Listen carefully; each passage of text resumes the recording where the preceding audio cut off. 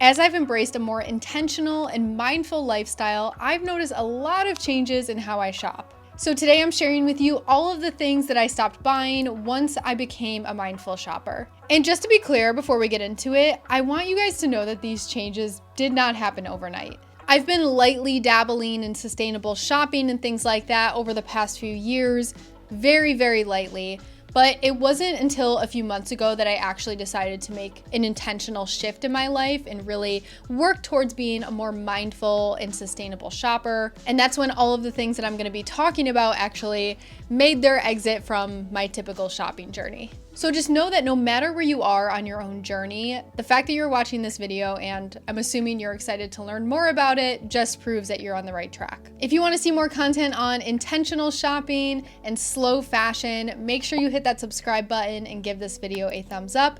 And without further ado, let's get right into it. So to start, aspirational items and anything that I was buying for my fantasy self is something that I've completely let go of. These are the pieces that I felt like looked so good on the website or they looked really good on the rack, but if I actually bought them and brought them home, they would end up just sitting in my wardrobe collecting dust. Some examples of aspirational items could be a swimsuit cover-up. So maybe you are looking at a swimsuit cover-up, but you live nowhere near any water. You don't have any type of beach vacation coming up anytime soon.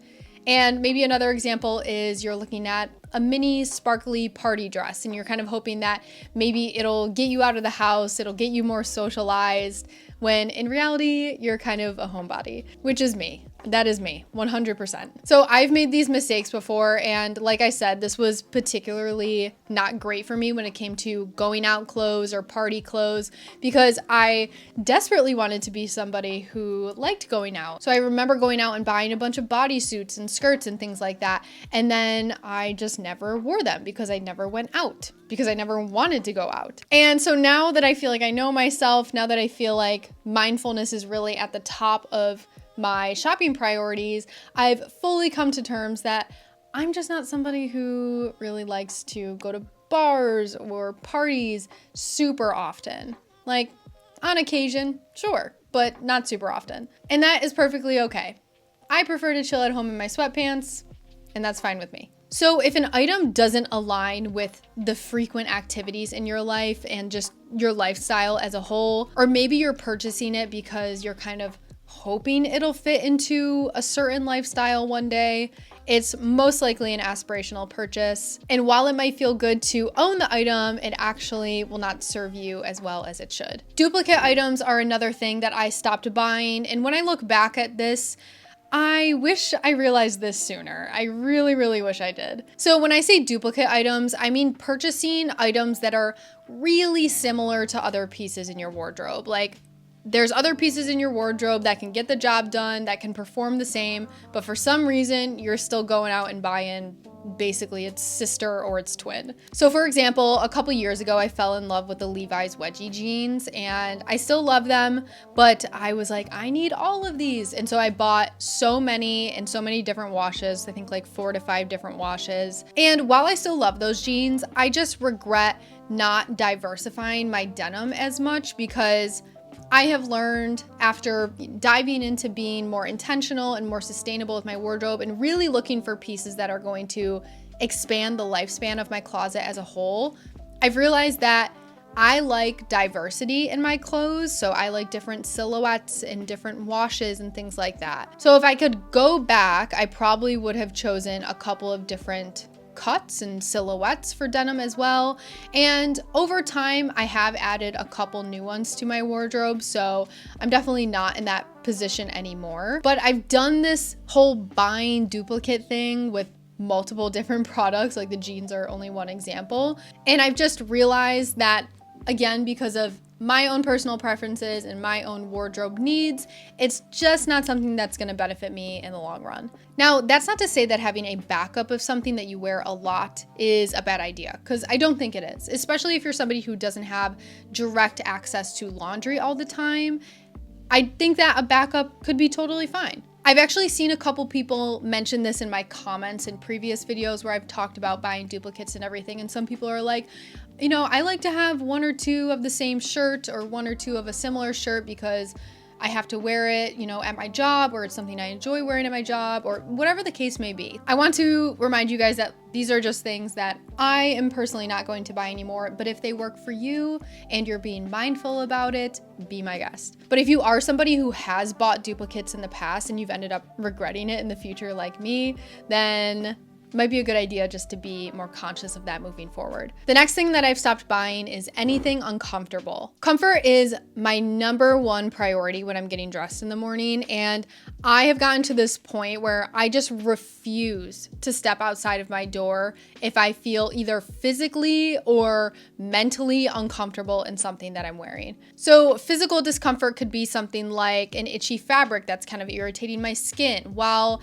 mental, or I guess emotional discomfort could be like my skirt is a little bit too short and I kind of don't really feel comfortable wearing it to the event I'm wearing it to, or wearing it in public or something like that. So I've learned that if I don't feel 100% comfortable in an item, it's just gonna sit in my closet unworn. So now when I'm shopping, comfort is something that I have to consider before buying. So it's definitely a conscious decision in my head. Like, does this fabric irritate my skin? Could I wear this all day? Could I sit and stand in this? Like, are the waist of these jeans too tight, or are they too loose? Like, is the item too revealing for my comfort, or is it too baggy? Like, there's so many things to consider here. So I encourage you to also consider comfort for your clothes as well, and when you're going shopping, and just think about the times where you've put something on and you've hesitated a little bit because it made you uncomfortable in one way or another. So by having this better relationship with understanding what actually makes you uncomfortable and identifying those issues and avoiding them as you shop moving forward is definitely going to help you create a more well-rounded wardrobe that you're actually going to want to wear all of the time. The next thing I am done buying is 100% synthetic materials. I have made a conscious decision ever since I decided to move fully into this mindful lifestyle to avoid buying anything that's 100% polyester or acrylic or nylon or anything synthetic. These fabrics are not breathable. I find them to be kind of uncomfortable to wear, honestly. And they also have a negative impact on the environment. So they're obviously releasing microplastics, and they also can't biodegrade, or they're not going to biodegrade in our lifetime at least. Now, I do want to acknowledge that it can be somewhat difficult to avoid synthetic fabrics nowadays, or maybe not difficult, but just it's a different situation for different people. Where you shop is going to depend on so many different things, like your budget, availability around you, accessibility, sizing, all of these different things. And I do acknowledge that even if you shop secondhand, you're likely going to come across a million different synthetic material items. Like, it's just the reality, unfortunately. So what I personally like to look for is a lower percentage if I'm not able to find a natural material. So I'm not afraid to put in the effort and actually make the hunt for the right materials for my closet and my body. But if I'm not able to find something that's 100% like wool or linen or cotton especially, and I do find something that really works for me in all other aspects, but it does have a smaller amount of synthetic materials, like, I will purchase it. I'm not gonna sit here and say I'm perfect and I'm buying like all natural materials all the time. So I always make an effort now to read the materials, read the composition, and just see what percentage of synthetic materials are in the item.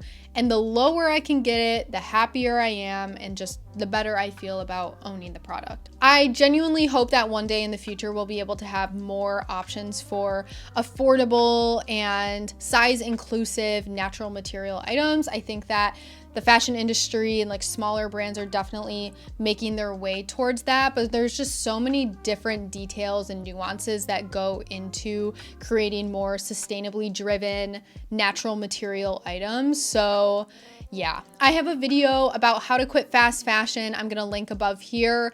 It goes into how to quit the fast in fast fashion if fast fashion is your last resort, your last option. So if you are somebody who's looking to make a more mindful shift when it comes to shopping, but fast fashion is truly your only option, watch that video. It's a 2-part series, and it'll give you some more information on how to move forward in the best way. The next thing that I've stopped purchasing is any impulsive sale items. Things like flash deals or limited time items or like 50% off the whole website or whatever were once my weakness for sure. I used to jump on an item solely for the price, not because I actually needed the item and not because it actually would serve me well in my wardrobe. It was solely for the thrill of purchasing something that was so deeply discounted. Now, do not get me wrong, I still love shopping a good deal. I rarely pay full price for things. It's just in my blood, it's in my bones. Like, I just can't pay full price sometimes. But now I make sure to shop sales with more intention. I have learned that just because something is marked down doesn't mean that it automatically deserves a spot within my closet. Now I only take advantage of sales when I've already identified something that I could truly benefit from and it happens to be on sale, or I happen to find a version that works for me that's on sale. Not because I stumbled upon it and just decided to shop aimlessly. So with this in mind, I'm not just saving money, but I'm also making sure that the item I'm purchasing is actually going to serve a purpose in my wardrobe, which for me is the most important thing. All right, you guys, that is the end of the video. Leave a comment down below your thoughts. Feel free to share with me any items that maybe you've stopped buying or that you plan to stop buying. I would love to hear about it. This whole sustainable journey, mindful journey is exactly that, right? It's a journey. So definitely give yourself a pat on the back if you feel like you're somebody moving towards the right direction, because not everybody does, and I think that it's a really great thing to do. As always, thank you so much for watching. I am so appreciative of your support, and I will see you guys next time. Bye.